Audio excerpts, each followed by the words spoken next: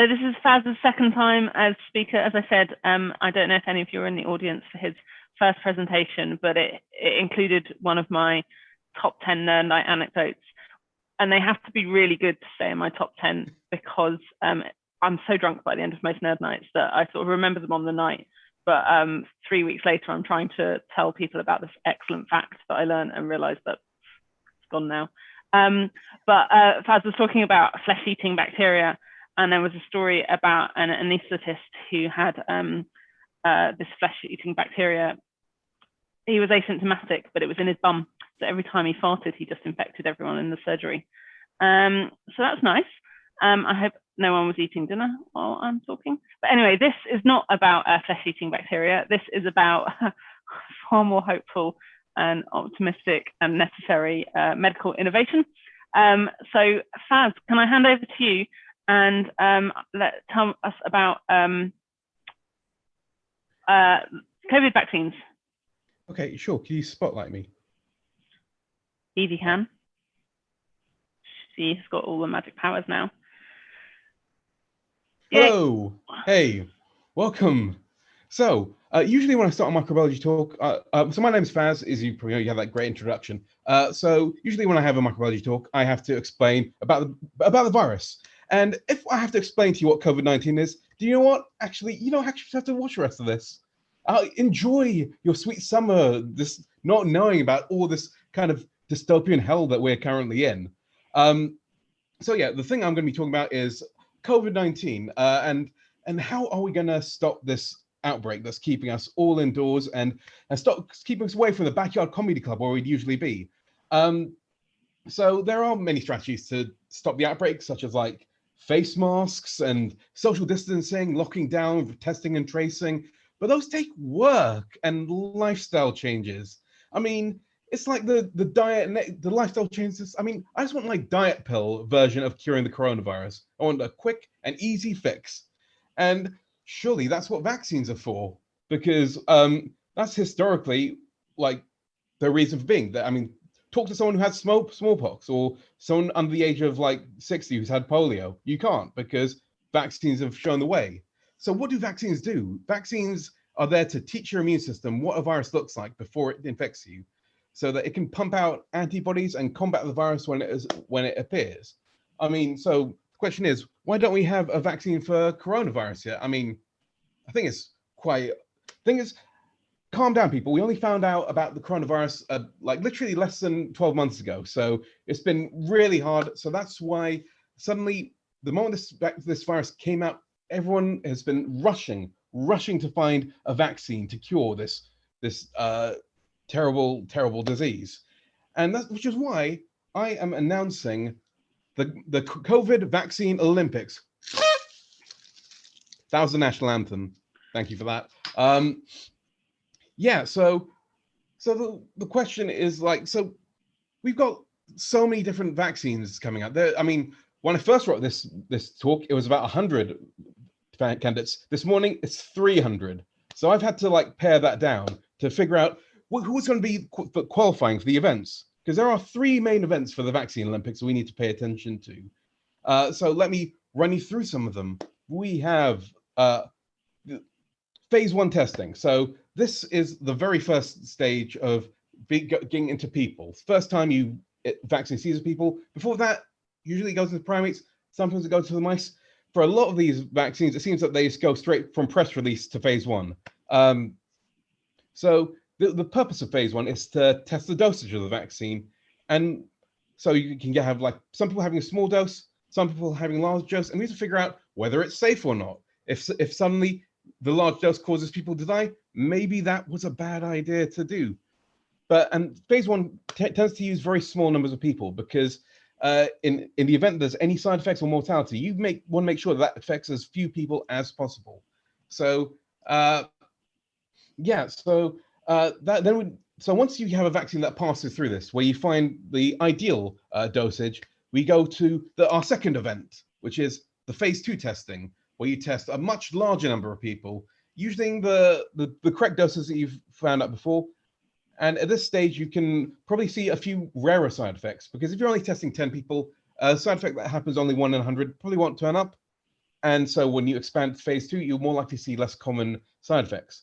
It also allows you to, and also phase 2, they also want to look at some of the outputs to check, is this going to work? So usually, like for most things, this case they're using a proxy for whether these people will fight off the virus. So how do we judge whether someone might be able to fight off the virus? We measure their antibodies. So antibodies is that lobster claw-looking thing that is produced by the body when coronavirus infects as part of the immune response. And the purpose of the antibody is to attach to the surface of coronavirus and neutralizing it, eventually effectively inactivating it or killing it. So you want to have loads of these antibodies if you have a good immune response. So if you're looking at looking at like whether people are going to have a great immune response, you want them to have lots and lots of antibodies. At least like that's what people kind of hope for. I mean, in details that I'm going to explain later, it's going to get more complicated. But yeah, and then finally phase 3. So we've got phase 3 where you do it on a whole bunch of people and then you let them be exposed to the virus. So there'd be a placebo and a vaccine group, and they'd be out in the world and they'd encounter the virus just generally. And you'll be able to compare which group gets it more, which one doesn't. And those are the 3 main events. And the contenders I'm going to show you have all kind of made it to phase 3, but the amount of time they've actually reported on it hasn't been very great. But yeah, so there are a bunch of like contenders. So I'm going to run you through who are the main contenders, who are the vaccine candidates that we think are going to win. And so let us take a look at some of those contenders. The first one is inactivated virus. Inactivated virus. These are the oldest form of vaccine. These are very old school. And very basic. You take a vaccine and then you kind of inactivate it and then it exposes it to the immune system. So in the case of coronavirus, they use this chemical that effectively acts as a glue that glues it all together to make so that it can't actually move. And because it can't move, it's all glued up. It doesn't cause an infection, but there's enough there for the immune system to actually look at it and figure out what it does. Figure out that, oh, this thing is something that we might encounter in future, so we need to be very careful about it.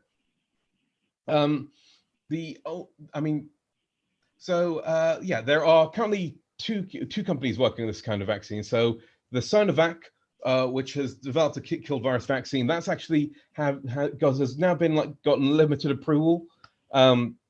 Sinopharm also have a killed virus vaccine, and you might think, well, they look like they're exactly the same, but they're not, because Sinopharm, what they do is they kill it twice. That is pretty much the only difference. So I guess Sinopharm is a bit more paranoid, which it's a good sort of thing to have when you're in an outbreak. I mean, I've definitely got more paranoid when I've been in lockdown. But anyway, so currently Sinovac has limited approval in China. Both of them have gone through phase 2 and they're going through phase 3. But there are some issues with killed vaccines. So while they are kind of old school, the problem is that the problem comes back to the original way that coronavirus causes infection. Because even in a normal situation, when your immune system encounters the coronavirus, it doesn't necessarily produce the best response to it. So some people get very sick and some people don't get very sick. And part of that could be due to the way the immune system responds. So sometimes it can produce antibodies that don't necessarily cause the virus to die. So in this case, if it just attaches to a non-essential part of the virus that it doesn't mind it. So there's a lot more variability in activated vaccines. And what you really want is you want a vaccine that can really hit the weak spot of a virus. And so if you want to have a vaccine that hits a weak spot, you need to know what that weak spot is, which is why I need to take a little tangent and talk to you a bit about how the coronavirus works. So it works using this thing called spike protein. So spike protein is this protein on the surface that kind of acts like hands that grab cells in a really creepy, not fine way. And we generally want to stop this from happening. We want to stop this virus getting its creepy hands on your cells. So if you want to really make sure that that doesn't happen, you make sure that the antibodies can hit that spike protein and cause it to not work. And if it can't work, it can't cause an infection. So this brings us to my next vaccine candidate, which which basically shows off the spike protein specifically. So you only make antibodies to that, which is going to be the coronavirus weak spot. And so we've got one candidate called the nanoparticle vaccine, which is basically just this spike protein put on this like inactivated nanoparticle, they call it, which is, I guess the way to describe it is like a bubble that has all these spike proteins hanging off the side. And that bit shows off to the immune system this one bit that is the weak spot of the coronavirus. But there are other candidates out there. So in order to understand how the other candidates work, I have to go to the next step of this, how viruses cause infection. And this might be upsetting to some, because what happens next after the virus has grabbed onto the cell, it goes inside, it wraps itself in the membrane, and then it just jets out its DNA. And it uses that DNA to create itself again. So it uses that. So when the body reads that DNA is basically the blueprint for creating proteins such as spike, and it forces it to make more virus. So that the previous two vaccines don't really deal with this because they're all external. And the thing about in this situation, antibodies don't work because all the virus is already in the cell. So the antibodies bounce off the surface. They don't know what's going on. In this case, we need a specific type of cell called a T cell. They're like the police, but for your body. I'm simplifying everything really loads, by the way. If any immunologist is probably shaking their head in disgust. So what T cells do is that they basically try and monitor what's going on in cells. So cells have to present a sample of their proteins. So they show off their proteins to the T cells, and T cells check whether it's okay or not. And if the T cells see this coronavirus, they go crazy. They get really upset, and they just kill off any cell that has the coronavirus, which is bad for the cell but good for the rest of the body, because if that cell was allowed to like live, then it would just pump out tons and tons of coronavirus to the rest of your body. So it's a really important part of the immune response that isn't really done very well, isn't really catered to by the other vaccines. So the solution to this is for people to take the genetic code for the spike protein, turn it into genes, and then create a gene vaccine. So the purpose of gene vaccine is almost to do the same thing as a virus, where it puts the spike protein inside the cells without actually creating the whole virus, and then it gets that same response from the immune system to get it really alert to this virus. So there are two gene vaccines. Well, technically there are about 5 because Moderna has 1 and Pfizer has about 4. And Pfizer have been trying a lot of different vaccine candidates. And they've all kind of entered phase 3 now. What else is there? Oh, yeah. Oh, yes. There is my favorite vaccine candidate. This one hasn't entered into humans yet, but one of the problems with gene vaccines is it's very hard to get DNA into cells, because part of the reason why cells are there is to protect DNA from escaping. So you can understand that two-way thing is very hard to do. So often these nanoparticles that contain DNA aren't very good at putting into cells. So the thing that one vaccine company has decided to do a way to get these genes into your cells in a way that might shock you, literally, by giving an electric shock, and that electric shock opens up a hole in cells. So this company called Inovio has this needle that gives you an electric shock when it vaccinates you, which is kind of a scary prospect. So once it gives you that electric shock, the DNA goes into your cells, and in their studies, on a scale of 1 to 10, where 10 is the most pain ever and 0 is none, it gauges about between a 3 and a 7. So technically, I'm rooting for all these vaccine candidates to win, but this one is the one I'm least wanting to win. Defective virus vaccine. So imagine that coronavirus has a less aggressive cousin. So in this case, we have an adenovirus. So viruses, their entire function is to get their DNA into cells, but we don't want it to cause any damage or any bad effects. So adenoviruses are like that, so a lot of humans get adenoviruses without having any symptoms. So about 20 years ago, people working on gene therapy decided to use them to deliver genes into cells. And recently there have been a couple of companies who've been working on that. So we have the spike protein gene put into these cells, and then these cells will infect and deliver the gene. But the only problem with this adenovirus is that because it infects humans, some people have already had it and they already have an immunity to it, which is a problem because that means that I'll talk a bit more about that later, because there are two main ones that are based on human adenoviruses. CanSino has actually made it into phase 3 and has limited approval, and Johnson & Johnson have a similar one.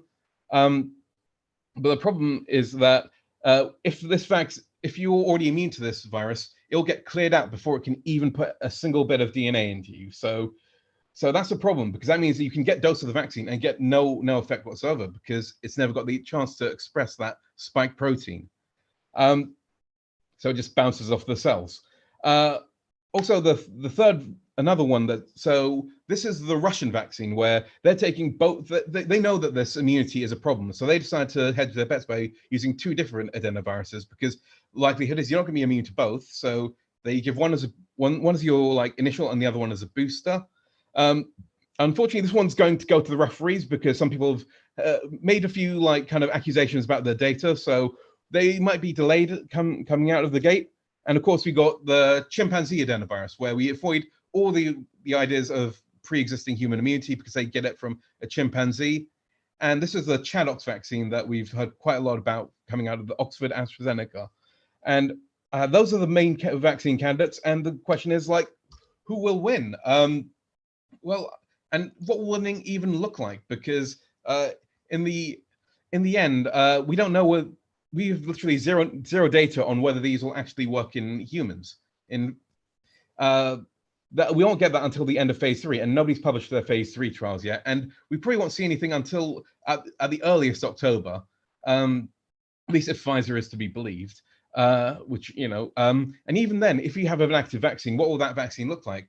What will happen if so in most of the animal models, it doesn't actually clear out the disease. It just makes it more survivable, in which case we'd still have to wear face masks, we'd still have to practice social distancing, and then you have to take into account the fact that it might not work in everybody, in which case it's not going to be the magic bullet that solves the crisis. It's just going to be another layer of defense that will hopefully help, if used in tangent with all the other defenses, will actually help us to clear the coronavirus. I mean, the thing that I need to make clear is the end of the outbreak is not going to be on the day the vaccine gets approved. It'll be on the day when the COVID viruses drop to 0. And that can happen with or without a vaccine. That depends on how we behave and what we do.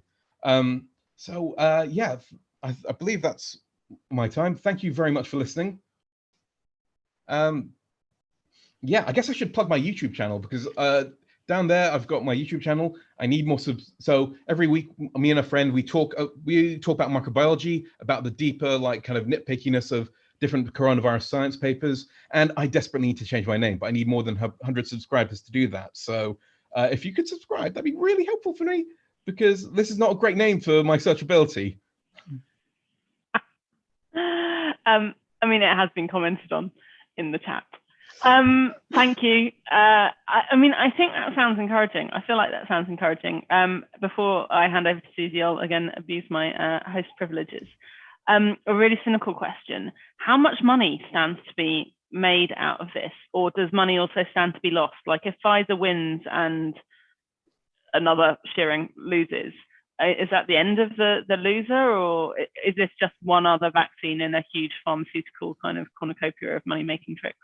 Okay, well, I mean, I think that they all stand to win quite a lot of money, because they are at this moment doing deals with different countries, even though there isn't actually any evidence well, there is some evidence. There's a lot of promising data, but yeah, at the moment, the main, because I think that there have been a few deals that have been I think India signed a deal recently with Novavax for something like a million doses or something like that. So, but it's quite hard to tell whether they're actually going to make, because a lot of that money is in building infrastructure. So things like the DNA vaccines, they need to be kept at quite a low temperature. And those kinds of freezers aren't available anywhere. So in order to build up capacity and to make up the vaccine, they might need to spend a lot of money. So it's quite hard to tell from the outside. But then again, there are things like the Operation Warp Speed, where the government gave them a whole lot of cash to kind of help secure them against that kind of risk. So my gut says that there is definitely a lot of profits to be made out of this, but not. But I think for like the main candidates, the are next generation, and I think even if they don't make a profit on coronavirus, building that infrastructure is actually very, very important because though because things like the DNA vaccines, you can actually create a DNA vaccine for any disease in a really, really quick way, and their safety doesn't really change that much because they're almost all made of the same constituents. So once you have the infrastructure in place, even if you lost money, you'll be able to like make it back on the next several diseases you cure. So it's hard to tell that kind of cost benefit analysis. And then second question before I hand over to Susie. Have there been any sort of spin-off successes from any of the sort of exploratory efforts yet? So have they identified either kind of more effective ways of treating the disease through the vaccine research program, or have they identified vaccines for other sort of coronaviruses accidentally by doing this, or is it just so far the focus is on the vaccine and nothing else? I mean, that is actually a very interesting question because I think so not specifically to the vaccine related work, but for just general virology work, a lot of like people have been testing people who have immunity to other coronaviruses. So a couple of weeks ago, I think I did a review on like a paper that was looking on T cell responses and how and the different genes that get activated, and it gets really fascinating for a virologist. But I guess in terms of like in terms of like other side things, oh yeah, there is a coronavirus vaccine candidate that you might have already received. So I don't know if you've had a BCG vaccine. So I've got like a little vaccine scar because that's actually being explored as a coronavirus, not so much a vaccine, but more of a preventative because there's some correlation, isn't there? Yeah. Well, the thing about BCG, it's a weird thing because it's been used in quite a lot of different diseases. So it's been used as an immunotherapy for things like cancer and for other kinds of diseases. And there's an idea that it could work that way for coronavirus. The actual like information there isn't quite as solid as I would like, but the actual, since like BCG has already been validated, the actual like costs of running that phase 3 trial are kind of, it's the cost benefit is so it's a long shot, but it's worth making. Cool, thank you. That was interesting. Susie. Hey, hello. Thank you very much. So I'm going to kick off because we've got loads of questions. Are you for or against challenge trials with willing participants? Oh, yeah, that's an interesting question because I mean, can you willingly consent to die? That's the thing that always, because I don't believe that you're a sane person could, but then again, that's part of the reason we have armies. I tend to be quite kind of against challenge trials. I think that there is just too much that can go wrong, and when things, it's easy to agree to something happening before something bad happens, but afterwards, suddenly that'll tank all sorts of other things. So if a challenge trial, yeah, I mean, it could, if it goes well, then it's fine. But if it goes wrong, then suddenly everything to do with that vaccine will be put on hold for like maybe a decade or so.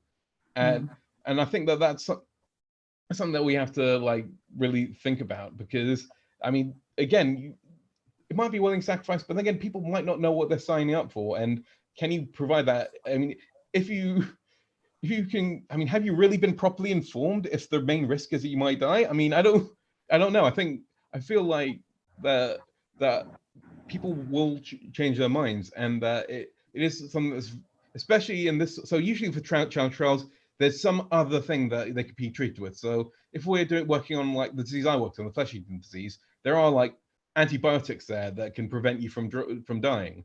So like I could do a challenge trial for that, for a vaccine, but there wouldn't be risking death because there'd still be that other treatment. Coronavirus, we don't necessarily have that other treatment in place. So again, it's a lot of risk that I wouldn't be comfortable running, as even if I have lots of people willing, I just don't. I mean, just in terms of the long-term viability of that whole thing, I'd rather not take that risk. Okay, fair enough. Ethical choice. So who decides whether a vaccine can move from one stage to the next? Is it the pharma company or is it the government agency? And does it vary from country to country? I think it varies from country to country. I mean, there are like, I think the answer is both, because if a vaccine doesn't work, the pharma company doesn't necessarily want to move forward with it. I mean, well, not so much if it doesn't work, but if it causes some really bad side effects, and the government is kind of more into the idea. So, I mean, different countries do have different approval rates. So, I think I told you that, like China, they've already, without like having full phase 3 trials, they've approved 2 vaccine candidates. Russia, with only just phase 1, have approved their vaccine candidate. So the actual approval process does differ between countries, but I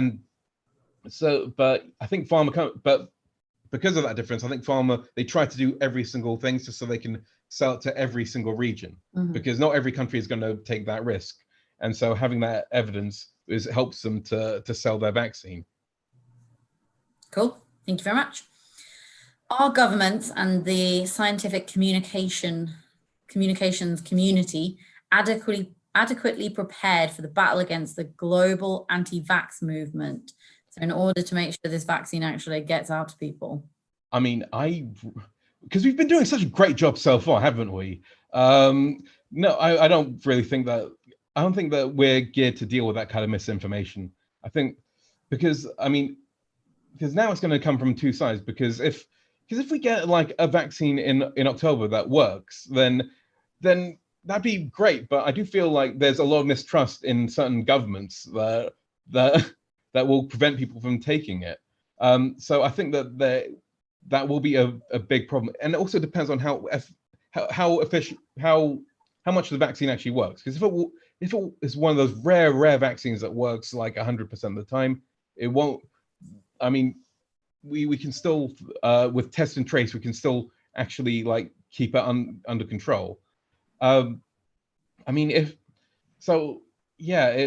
I don't think we're prepared to communicate with people, because I don't think we've actually made those inroads. And every time like we do, I mean, especially like just getting people to wear face masks is the test bed for this.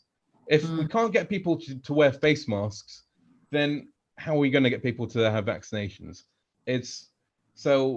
I really don't. I think that the entire communications for everything has been just absolutely abominably bad. Yeah, it certainly is. Okay. So next question, are there any different strains of the virus? So will we need more than one vaccine? Yeah, this is actually something that people are arguing about quite a lot, because there are I mean, all viruses kind of change a little bit in their DNA chemistry whenever they infect. Sometimes it has an effect on how the immune system looks at them, and sometimes it doesn't. For coronaviruses, it tends not to have that much of effect.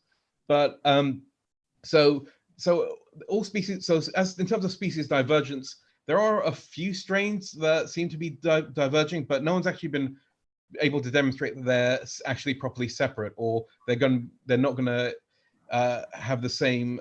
They're not going to need another vaccine, because I mean, currently a couple of the vaccines I've looked at, they tested on SARS-CoV-2 and the original flavor SARS, and they found that they should work, because that spike protein is really heavily conserved, because it's got a specific function. It has to bind grab onto a specific part of the human cells, and that means that it tends to stay very similar between coronaviruses. So I think that's another reason why they're targeting that specifically, because then theoretically that shouldn't just defend against coronavirus. It could defend against SARS-CoV-3 as well, theoretically. So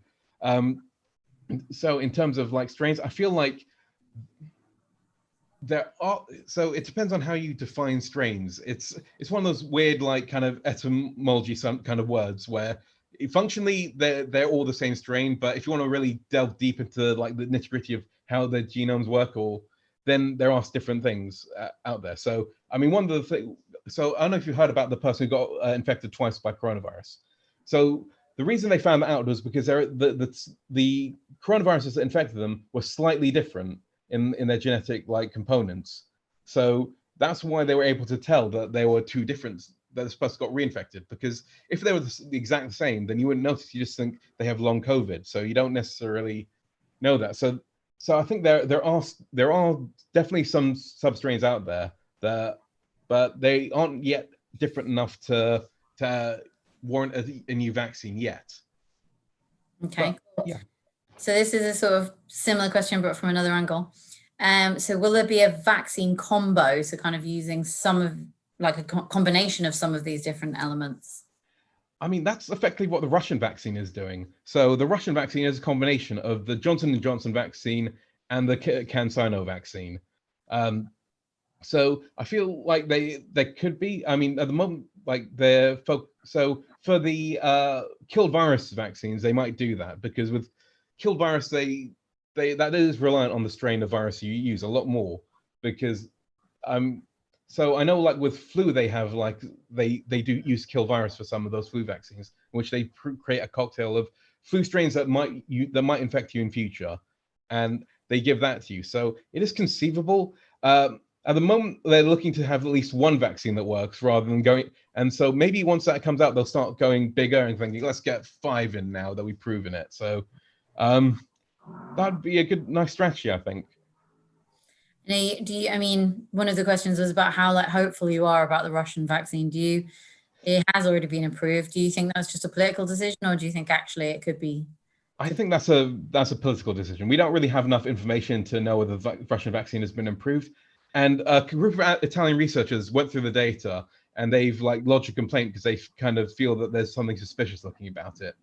I mean, the thing is, I've looked at the complaint, and it's when you write a complaint, you really want to like dot all the T's, and they basically said, oh, this thing is statistically improbable, without actually posting any statistics of why they think it's improbable. So it's like someone saying, I don't like it. Why don't you like it? Yeah, I don't like it. I'm like, oh, I mean, I want to know about how their train of thought was. So it's one of those he said, she said. I mean, I was going to take a look at that paper myself, like before this, but I didn't get time in the end. So maybe that'll come up in another one of my future shows on the YouTube channel that shouldn't be named.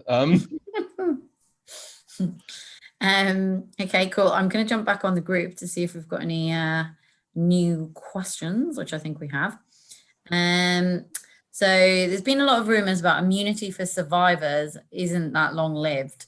So are the different flavors of vaccine more or less promising in this regard, or is it all news? Yeah, this is a difficult one, because the antibody response, so there's these two stories that are coming out in the research. The antibody response is relatively short-lived, and it does like become hard to detect, which makes it quite hard for testing and tracing. I mean, this could be partly due to the specific tests we're using at the moment. And there's also a suggestion that cell-based immunity lasts a lot longer. So usually cell-based immunity tends to last a lot longer, because producing antibodies takes a lot of work, and they only want to do it when the actual like disease is there. So there is a suggestion that cell-based immunity will last a lot longer, and we do get that to some degree with all those vaccine candidates. But with the DNA vaccines and the like viral vaccines, those tend to be more like visible to those memory compartments. So I don't really know whether I want to pick a winner yet, because for a lot of these second generation vaccines, this is the first time they're ever being tested in humans. Yeah, my thing is, like with the original SARS virus, the immunity was said to like happen to stay there for around a decade, and so it's I mean, some of the people literally during this outbreak, they've come back. Researchers have been working on this virus, and they called up their old patients, say, "Hey, come back in the lab. We need more antibodies. We need to compare stuff," and they still had that immunity. So it's you know when you're talking and you forget the question that's being asked. It was about kind of the short-lived immunity for survivors, and whether any of the vaccines would be better for that. So all vaccines are there to try and induce immunity. So I know that. And there's been lots of researchers trying to understand like the immunity, because think about when coronavirus infects you, it does mess up your immune system somewhat. So like the last paper I think we analyzed was this one about. On my show we analyzed this paper about how coronavirus messes up the B cell memory response a little bit. So they did this like study where they autopsied a bunch of people to look at how B cells kind of turn into memory cells, and they found that some key steps weren't happening, and because of that, they turned from, instead of turning into like memory cells, they turned into these things called exhausted memory cells. But the problem with any immunity paper is so the immunity is so complex that what you see in one paper might not carry over to another. So you need to. So yeah, there's always like it needs to be like kind of an asterisk in your mind, because the way the immune system works is as complicated, if not more so, than the brain. But we haven't got the tools we have to analyze the immune system are really, really like not as good as what we have to analyze the brain. I mean, it got to the point. I mean, I remember like back in a decade ago when I started studying immunology, there's this joke like, what makes a great immunologist? A physics degree. That's how like complicated it is. So it's so yeah, I mean, as fun as jokes, it's not that funny. It's not my best. Okay, oh great. But I love it. It's like the nerdiest joke ever. It's great. But yeah, yeah. So there is a suggestion that when people get severe COVID, there is something going wrong with their immune system that might hamper their ability to form an immune response, which is another reason why, like, comparing to like, so I know like people with severe COVID in some instances have like, when it like happens over a long period of time, that is partly due to like immune system going haywire. So yeah, so there, and the vaccines can like they don't have to trigger this. So I think that things like the genetic vaccine, the nanoparticle vaccine, they're probably because the big issue is like your immune system going so activated, it gets out of control, and you get all these like kind of responses it overreacts, and that's when things get really severe for coronavirus. And of all the vaccine candidates, I think the nanoparticle and the gene vaccine tend to be the least likely to trigger this, but then they're not necessarily likely to trigger any immune response. So it's quite hard to. So again, these are like nobody's ever tested these sorts of things humans. I mean, the closest we've had adenovirus viruses tested in humans. So but mostly like in gene therapy treatments. So I know there was an adenovirus treatment for blindness, and there've been a couple for other similar things, which is where adenoviruses can deliver genes, and so sometimes you can have it deliver virus genes, sometimes you can try and give it a gene for insulin. So actually having this large scale study in humans, and if their safety turns out to be really good, then that actually it's not just a win for immunology, it's also kind of a win for gene therapy.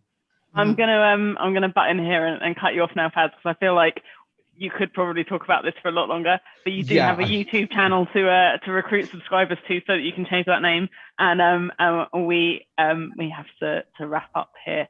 But thank you so much. That was super illuminating. Hopefully, relatively hopeful for people out there. I use a lot of words to say I don't know much. You know more than us. Well, I mean, we obviously know everything there is to know now about vaccines, so that's good for tomorrow's office chat. But no, thank you. That was great.